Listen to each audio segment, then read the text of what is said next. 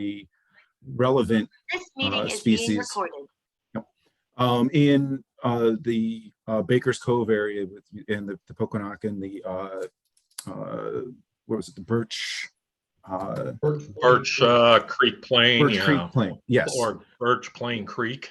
Birch Plain Creek. And so we were funded by Sea Grant to do that work, and it's a 2-year project. What we're looking to do is place 3 sites with surrounding the Groton New London Airport, with those sort of our treatment sites, looking at accumulation over a 9-month period, while using Ram Island as our sort of our control site. One of the reasons that we targeted, well, there's a couple of reasons we targeted the Groton Airport. One is because it has an airport adjacent to recreational shellfish beds. This other reason is that it has the Army Guard maintenance and repair facility there. So these were 2 areas identified by the state of Connecticut in their PFAS task force as areas of concern. And they're really, and so we sort of use this rationale as being one of the areas that if we're going to see contamination and PFAS in the environment, this would be one of the more likely areas in the coastal setting that we have identified. So we're looking at this project over a 2-year period. And what we're doing is collecting, we have, like I said, 3 stations in the Baker's Cove area. We'll be placing out nets with rib mussels and oysters, looking at accumulate. We'd be putting those out in the March-April timeframe.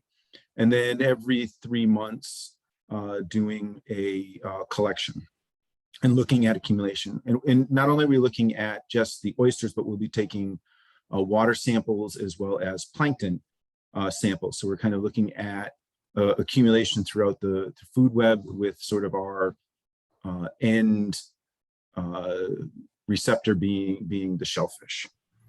The idea being that, you know, there's, and as Dick had mentioned, there's not a lot of data on PFAS in the coastal systems, especially. A lot of the work that's been done ties in with sort of groundwater work and soil work associated with airports and military bases. I mean, obviously, you guys, I'm sure, more aware than I of the whole PFAS issue tied in with the Groton subbase and some of the contamination of the drinking water wells associated with that. But again, so our study area is really focused upon the airport and the maintenance depot for the Army National Guard helicopters. So, and as Dick had mentioned, you know, he was kind enough to be able to offer some support with going out and deploying, as well as collecting. And we have a lot of flexibility in, I mean, not a lot of flexibility. We have flexibility when we go out and when we collect, and we're not tied in with a rigid date. So we can adjust our schedule to meet the schedule of the wardens to lend us some assistance. You know, like I said, this is a 2-year project, and we'll be looking to have a report ready by, we'll have interim data that we can share with the group, with the commission at the end of this year, and then obviously a final report the following year. I have a question. Yes. Can you do this above the broken bridge? In other words, in our closed area? So one of the places that Dick had actually suggested was the broken bridge area as sort of one of our, so we were looking, one of the places, so we're looking at one directly into the Baker's Cove, one near the broken bridge area. And then the third, we were kind of looking out at the, in the airport there, what they call them, the flight guide, usually the piers that guide them in. I've been in contact with the airport, but I have to get permission from the FAA to actually do that, considering they're administered and serviced through the federal government. So we're in the process of doing that. So those were sort of our three areas we're kind of looking at. But yes, that was, so, having the, around that Broken Bridge area was one of the areas that we were looking to target. Yeah. What Roger might be after is we had a jet crash north of Amtrak, actually, almost actually damaged one of our boats up by the Groton ball field there. Now, I have no idea what the jet crashed in the water there. I have no idea if there was a fire and there was foam used, but I think that's where you're coming from, Roger. Well, I'm coming from another way back when Johnson's Hardware burnt to the ground, and we were closed down forever because everything you could believe in, insecticides and every kind of foam and whatever, was used to put that fire out. It essentially burnt. It was a wooden structure. This must be 30 years ago at least, and Steve Jones would remember it, but everything to do with bug spray and everything went into the Pequannock River. And I hope that doesn't contaminate any of your results, but you should be aware of it. Oh, thank you. No, I think that was something that I was going to say. I'm glad you brought it up. Yeah, you should be we're old enough to remember it. Yeah, Chris, you should be able to. Johnson's Hardware site is just to the east of the upper reaches of the Conant River and the outflow from Groton Utility Reservoir System. If you call up Google Map, you'll see it. Okay. Yeah, hopefully that wouldn't be, I mean, some of the instrumentation that we're using is pretty selective to, these types of chemicals, but we're also, one of the things that wasn't necessarily part of the project itself, or at least the funded part, is we're actually going to try and do, at least in some instances, what we would call, we have an instrument that we can do what we call untargeted type of analysis, which allows us to kind of do a scan of what's in the shellfish and see what's there. And it's a new instrument we just picked up this year, which kind of allows that. So, really we're keying on PFAS, but we're one of the things you always like to do is, as a researcher, is, if you have opportunities to expand the research a little bit, just to get some preliminary data for future work, that to sort of lead you to the future, that's something we're going to be looking at. So we may actually have some other types of organic compound results, associated with that, because we're going to do, like I said, we're going to do a little bit of preliminary exploratory work as well.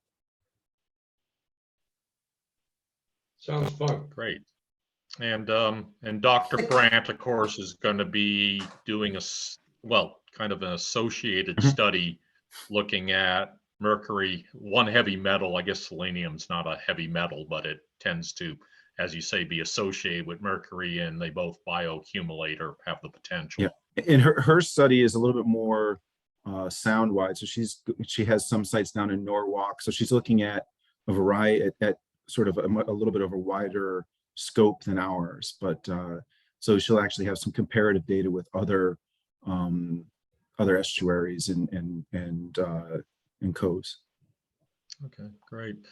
And I think you have, both of you have work plans out. So if there's anyone on the commission that'd like to see a work plan, I could pass that on. And I think we're happy to support, as the wardens come and go, our normal water activities. We're pretty much, I was just out there 2 days ago sampling. We're not on the water quite as much during the winter for obvious reasons, but the wardens just about live during their shifts on the water from probably April right through October. So I think there should be an opportunity for you to hitch a ride and deploy or pick up out there. Hey, Chris. Anyone else? Any other questions? Craig? Yeah, that sounds like a nice study, Chris. As an aside, about a year or so ago, we had a PFAS food web proposal from the DoD, and we were working with Sarah Nason down at the Connecticut Agricultural Experimental. Yep. So I know she's got a bunch of funding from FDA to do PFAS analysis towards setting limits in seafood. So if I just wanted to put it on your radar. Yeah, I know Sarah, because we were, as part of the PFAS task force, Sarah was part of our laboratory she's working great. group as well. Yeah, no, she is. She Yeah. is. But yeah, so I'll it's kind of interesting because, like you said, there's not a ton of data out there, and which makes it, which is nice in that you're doing some work that isn't really done before, but then again, you're sort of not, you don't have a lot of other people to draw upon the experience. It's foundational and it's important. Yep. And yeah, it's nice to see you outside of our usual habitat, Chris. Chris and I have been on a lot of meetings lately. I know. I was going to say, didn't you have another one of those today on the? Oh yeah, it never ends.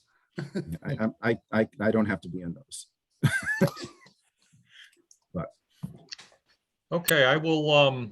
If there's any other questions, if there's not any other questions, Chris, use me as a point of contact, okay. And as you progress with this, I will keep the commission informed, and we'll see where it all goes. And if there's any, as we progress, I am more than willing to come back in and brief the commission as we start getting into, getting some of our data in place, just to kind of keep you guys in the loop.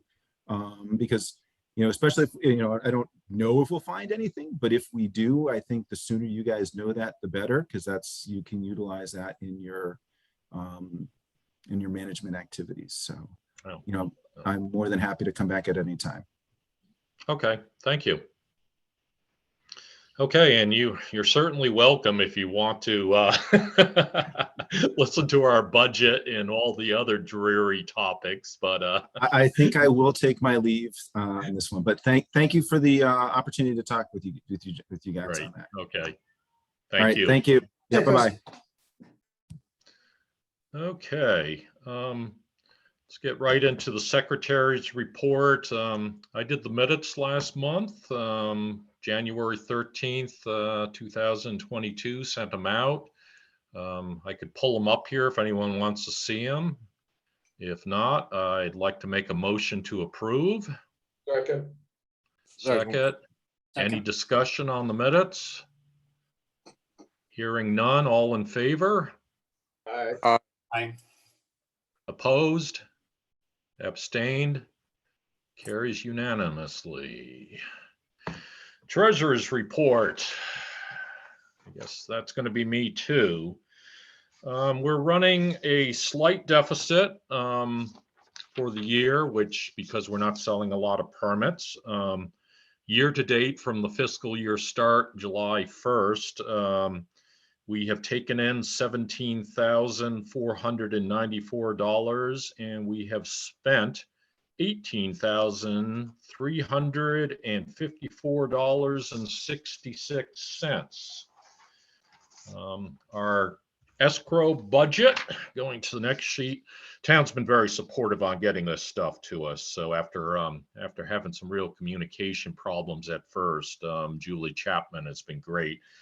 Outstanding escrow budget is $88,962.25. So pretty much maintaining, and this is a slow time of year. When I get to Tom's report on permits, you'll see we're selling almost nothing. We've been closed a bit, and it's only the very hardy souls that go out there and chop through the ice. So things will start picking up big time, probably in another month or two, if it follows how it usually follows. For expenses, I'm going to list these and then make a motion. Got the Verizon cell phone bill for $14.38. And then I am submitting a request for reimbursement Haven't done one of these for a long time because I haven't had to drive samples down to Milford for ages. Have 2 ice charges for $2.75 each from back in November for Fort Hill Sitco Ice. I have 4 ice charges from November, December, January, and February for $2 each at Valero Ice. And then I did a run with samples on 2/9 for $100. So it comes to a total of $113.50. I'd like to make a motion to approve those expenses. So moved. Second. Second. Second. Any discussion? Hearing none. All in favor? Aye. Aye. Opposed? Abstained? Expenses carry. Roger, I may need to come see you to sign off on my expenses. It's probably not particularly copacetic for me to sign off on my expenses, if that's okay with you. Anytime. Okay, I'll send you an email. There's no hurry for me to bring them into whomever I have to bring them into, but I will get in touch with you. Okay. Correspondence, I haven't received anything. I did send out that very nice Sea Grant article that Tessa did on the recreational programs throughout the state of Connecticut. If you took the time to go through, the data is a little bit old, about 5 years ago, though I don't think it's changed too much. There may be a few more recreational players in the last 5 years, different towns, but definitely Groton, and we've been in this situation for decades now. Groton is foremost as far as permits sold in the recreational program. Guilford is second. Guilford seems to take in quite a bit more money than we do. Maybe I'll go look at what their fee structure is, but I think we try to, I'm sure they try to keep things affordable, but it looks like we keep things even more affordable. No, we're really not, this is a nonprofit organization. We're really not in business of trying to make a profit, though we have a very hefty balance right now. Well, they're the expensive. Yeah. What's that? I said, that's the expensive part of the state. The other side of the Connecticut River, everything's more. Yeah, that could be, but yeah, Groton certainly is the leader as far as permits sold. A very healthy recreational program, as I say. Guilford and probably Stonington comes in number 3, but very good article. And also, Tom was good enough to send out a link to an oyster article, which I haven't read, but it sounds like some of you have. And I will definitely print out copies of this and put them in the hard files down at the office. And I was talking to Steve before, I really should get after setting up maybe a Facebook page for us where I can post some of these things if we're not going to do a website. I don't mind putting hard copies in the office, but we are in the electronic century here. So I will try to remember to maybe look into that. Who read the article? Was it just was oystering in Connecticut or on the Eastern Seaboard or? Yeah, I skimmed it. It was generally, kind of the environmental benefits of shellfish and going back to sort of indigenous foods. And the interesting part about it is that most of the quotes were from the guy that started Green Wave. I don't know if you know Green Wave or not. No, not familiar with New that. Haven, they do some algae grow out. They do some other things. I know it because Ashley Hamilton, who's Jason of Sixpenny Oyster, his wife, who we talked about having on the commission, she works down at Green Wave. So that's kind of the connection. It was a nice piece. Yeah, I'll take a look at it and make sure I get a copy down there. So yeah, I have not received any other correspondence. It's been very quiet as far as any permit requests from DOCO, etc. Probably just due to the season, the time of the year. Water sampling's been a bit of a challenge because of the rainstorms we've been getting. I did roll the dice and go out and water sample with Ted on Tuesday, I think it was. Also, Steve Plant sampled on the river, and Rich Meal sampled for Waterford.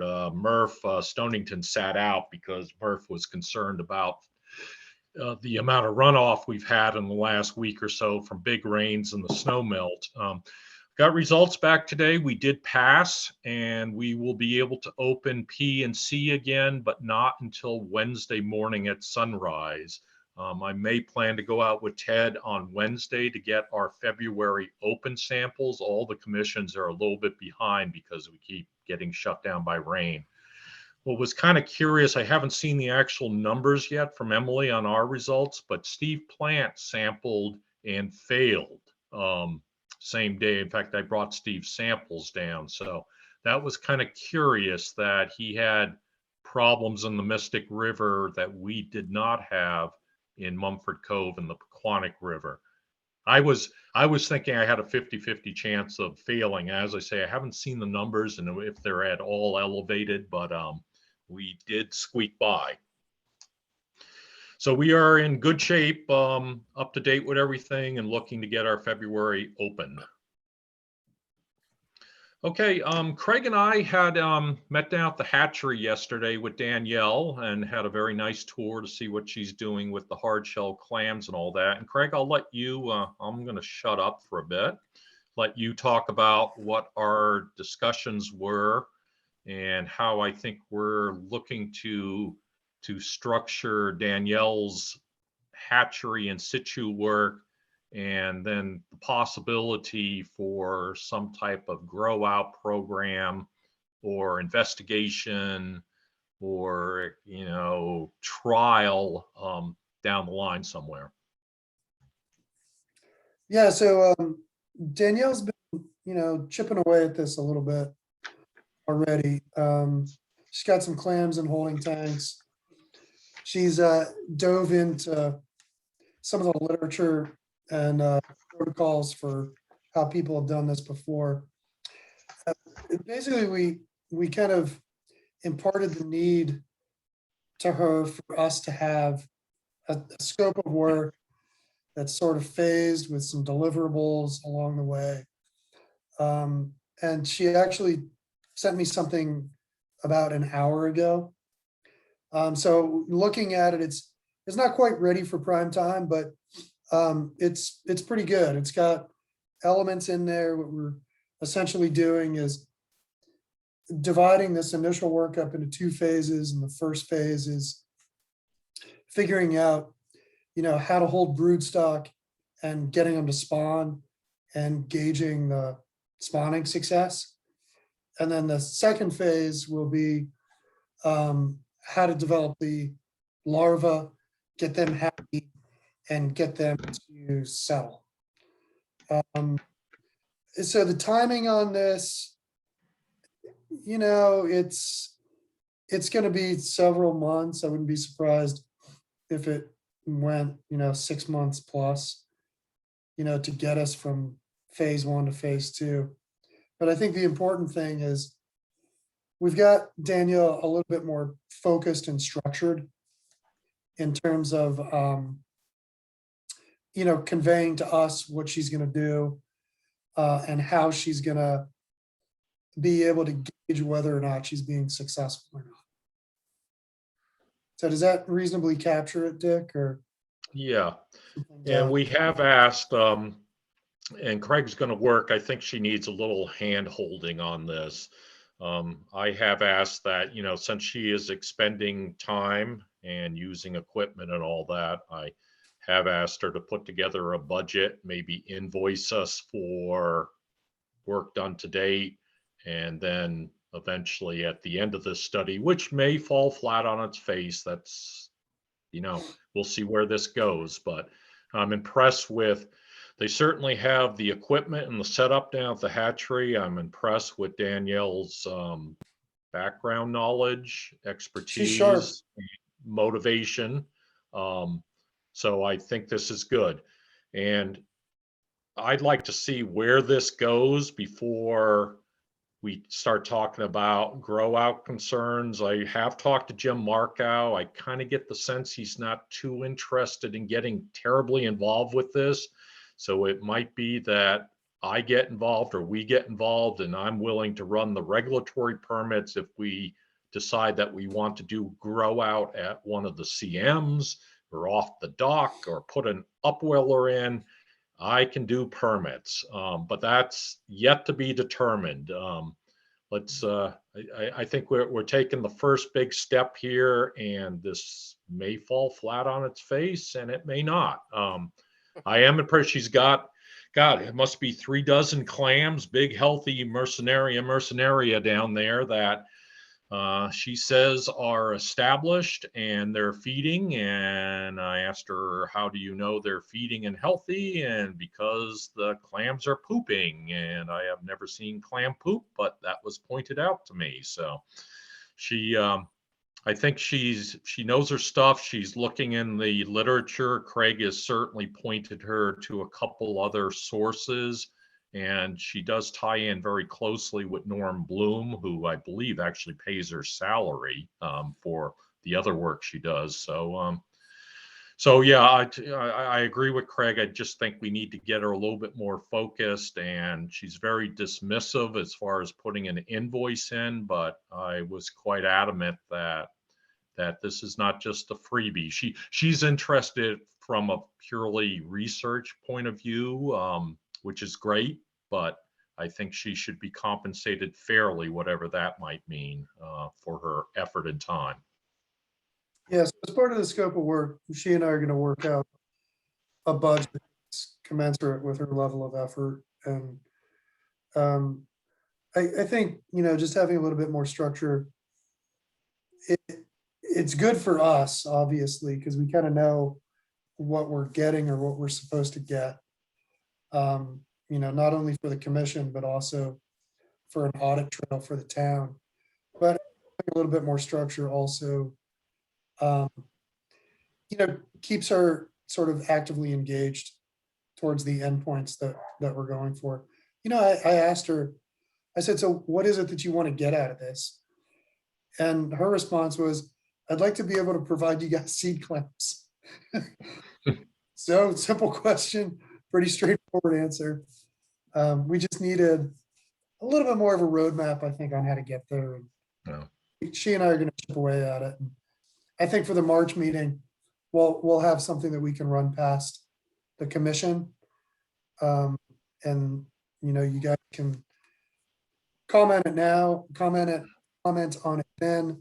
But if you have any comments now too, that you think would be useful into formulating the scope of work, I'd love to hear them. Great.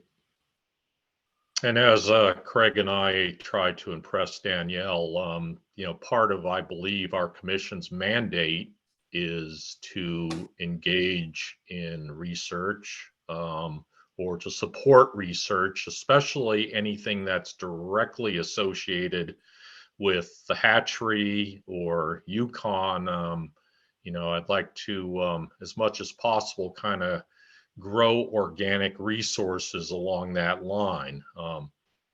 Maybe this doesn't work out and we continue to go up to Dennis, Mass and Ark, but as I've said in the past, I'd like to kind of hit on this problem. The problem is we can't buy clams on the open market anymore. It's not there or too expensive. So I'd like to hit on a solution on all fronts here, knowing that some of the fronts aren't going to play out.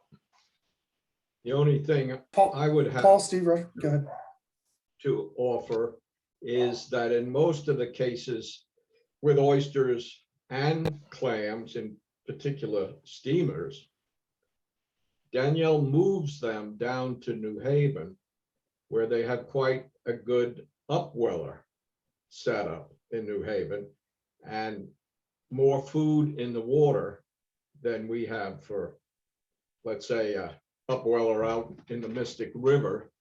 And so just keep that in mind. I don't see why that can't be part of the program under her, but they do that a lot. I'll say, hey, where'd your steamers go? that you had here, conditioning. Oh, they're down in New Haven because they have a good upweller set up. So we may have to cross that bridge and go with it if it's available, and maybe we pay some costs for that. But they seem to do that with their oysters, and they did it with steamers. So Yeah, that's a good point. And maybe we shouldn't be trying to reinvent the wheel if someone already has a functional wheel down in New Haven. Who knows? Yeah, I've never been there. I've seen pictures of it and stuff, but you could ask her about it because, I'll look down there and say, hey, where'd they go? Oh, they're down in New Haven. Yeah. Didn't she say, Craig, that she was busy setting up a similar lab in? Yeah, they're building a new hatchery down in New Haven. Yeah, a big. So $8 yeah, million Roger, that's a great point, Roger. When we get to that, I think that would be phase 3. I think realistically, we should all expect some hiccups on this. The literature and the documentation for, sort of rearing clams in a hatchery setting is nowhere as rich as what it is for oysters. My impression is, it's that the state of the science is probably for clams where it was for oysters 25 years ago. So I think, as long as we're willing to embrace a little bit of risk here, I think this is a pretty worthwhile endeavor. Oh, I think so too. And I think if they were building an $8 million hatchery operation in New Haven, I've never been there. I don't know how much of it is built, but it's got 2 things going. They've got all the equipment and they got more food in the water for natural feed. They do supplement it. We tried that here in the big tanks on the end of the dock, filling them with shell and then putting our larvae in there. And it was, yeah, you could see them, but they showed me, here's one, and look, there's 4 little guys set on that shell. But here's one from New Haven, there's 30 little guys set on that shell. Just an example. We don't have to set these clams, but the water, as far as food goes, is superior down there for whatever reason. Great. So well, thank you, Craig. I really got the feeling that Danielle kind of needed a senior professor, quote unquote, to to guide her along with this a little bit. So I appreciate you stepping in. Yeah, it's not much of a nudge. She's pretty sharp. Yeah, she is. Great. Okay, let's move on. Permits. Tom did give me a report before he disappeared down to Florida. Basically, not much to pick up. There was, and this is for January, none sold at Police and Ken's. Now, remember, we've been closed a good part of January. There were 10 sold at the town hall for $230. But we've had, I haven't been with the commission that long, but I remember January is usually pretty mean and lean. So I expect things will start picking up, especially as we get into March. Got nothing new on the commercial leases. Roger, anything bubbled up over your way? no, I think that's in pretty good, although I haven't been down and looked at the books, but Jay left them in good shape as far as I know. Yeah. Have you ever heard back from the map guy in the town? No, in fact, I'm going to, I think this has fallen off his radar, and I'm going to, I know he's a busy guy, and I told him this was low priority, but I think I'm going to call him and bump it to medium priority. So it's been a couple months now, so I will. Sure. Yeah, I will take that on. Well, if you want me to do it, I'll do it. It's up to you. No, I need to go in. I need to mark up a recreational map and with some new signage locations. So I need to go see him. We want him Okay. to print out some of the commercial maps, and I need him to adjust the recreational map and print a few of those out for whomever wants a copy. So, yeah, I will get after him. Okay. Let's see, boat status. Have no idea what's happening with boat number 1. It's over, well, and I'm not too concerned because boat number 2 is in the water. It's been fine. We did with that very windy rainstorm. We parted a line out at Avery Point. Ted got over there with the waves coming over the breakwater, and he moved the boat over to Pine Island. We talked to Pine Island. They were, fine with us keeping the boat there for a couple weeks, kind of a port in the storm. They know us as a good customer and all that. Pine Island is now, they are driving piles like maniacs there. So after we sampled on Tuesday, Ted and I moved the boat back. Ted has put brand new high quality lines on the boat. So it looks secure. We get because we have a free berth there, we get the crappiest location on the dock there, the most exposed. And when it comes out of the northeast, or sometimes directly from the east, especially the northeast, you get a good fetch and a good wave energy in there. So Ted and I have talked about, we just have to be kind of careful as we have big storms come in, especially with a lot of wind or surge, to keep an eye on the boat. Now, Ted would like to, if we get past sampling and get a 2-week period, Ted says we need to replace the bilge pump, and he would like the oil done on the lower unit, drained and changed. He'd like to take it over to Pine Island. I'm perfectly happy to have that's right across the water. They have a traveling lift that they can yank the thing out. Also, Ted, and I agree with him, the boat bottom probably needs to be pressure washed and painted. They can do that even this time of year indoors. So if you guys are okay with that, I'm trying to find a window when we don't need the boat for a couple weeks for sampling. And I have Ted work that. And I wouldn't mind, actually, I know we've gone to the Noank Boatyard for many, many years. We've had some problems with them, and other times we've been very happy with them. I wouldn't mind trying out Pine Island, just see what type of service they can give us. Just so we have a couple ports in the storm for service. Do they have slips in the winter? Technically, no. Though they do seem to have a couple boats in there, and they certainly allowed us. We've been over there a couple weeks. Ted's he's gotten to know them, and he's been schmoozing them a little bit. I didn't want to. I told Ted I don't want to overstay our welcome, so that's why we brought the boat back to Avery Point.